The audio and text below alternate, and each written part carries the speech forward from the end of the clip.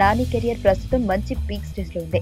ఆ మధ్య కొన్ని పరాజయాలతో తికమకపడ్డ నాని ఎవడి సుబ్రహ్మణ్యం సినిమా నుండి తిరిగి ట్రాక్ పైకి వచ్చి డబుల్ హ్యాట్రిక్ విజయాలను సాధించడమే కాకుండా సంవత్సరం ప్రారంభంలో వచ్చిన నేను లోకల్ ఘన విజయంతో 35 కోట్ల హీరోగా మారి నాని కెరియర్ ప్రస్తుతం దూసుకుపోతుంది. ఇలాంటి పరిస్థితుల్లో నాని తన క్రేజ్ ను మరింత పెంచుకోవడానికి వచ్చే నెల నిన్ను కోరి సినిమా ద్వారా ప్రయత్నిస్తున్నారు. అయితే ఇప్పటి వరకు వచ్చిన ఈ సినిమా టీజర్ ను అదేవిధంగా ఈ మూవీ ట్రైలర్ ను చూసిన కొంతమంది విశ్లేషకులు కొన్ని ఆసక్తికర కామెంట్స్ చేస్తున్నారు.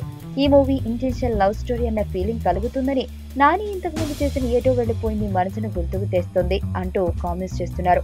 అయితే ఇలాంటి ఇంటెన్షన్ లవ్ స్టోరీలకు పాజిటివ్ టాక్ వచ్చినా మాస్ ప్రేక్షకులకు పెద్దగా నచ్చకపోవడంతో వసూళ్లు భారీగా ఉండవు. ఎటో వెళ్లిపోయింది మనసు సినిమా విడుదలైన సమయంతో పోలిస్తే ప్రస్తుతం నాని రేంజ్ విపరీతంగా పెరిగిన నేపథ్యం వాస్తవమే అయినా ఈ క్యూట్ లవ్ స్టోరీకి భారీ కలెక్షన్స్ ఎంతవరకు వస్తాయి అన్న అనుమానాలు కొందరు వ్యక్తం చేస్తున్నారు. మరికొందరైతే ఈ మూవీ సెలెక్షన్ విషయంలో నాని పొరపాటు చేశాడంటూ ఇంకా ఈ మూవీ విడుదల కాకుండానే కామెంట్స్ చేస్తున్నారు. అయితే నాని సన్నిహితుడు ప్రముఖ దర్శకుడు రాజమౌళి మాత్రం ఈ మూవీ ట్రైలర్ ని చూసి ఈ మూవీని జూలై 7న మొదటి రోజు మొదటి షో చూడబోతున్నారు అని ట్వీట్ చేయడంతో ఒక విధంగా రాజమౌళి నాని ఎటో వెళ్లిపోయిందికి బ్రాండ్ అంబాసిడర్ గా మారిపోయాడు అనుకోవాలి.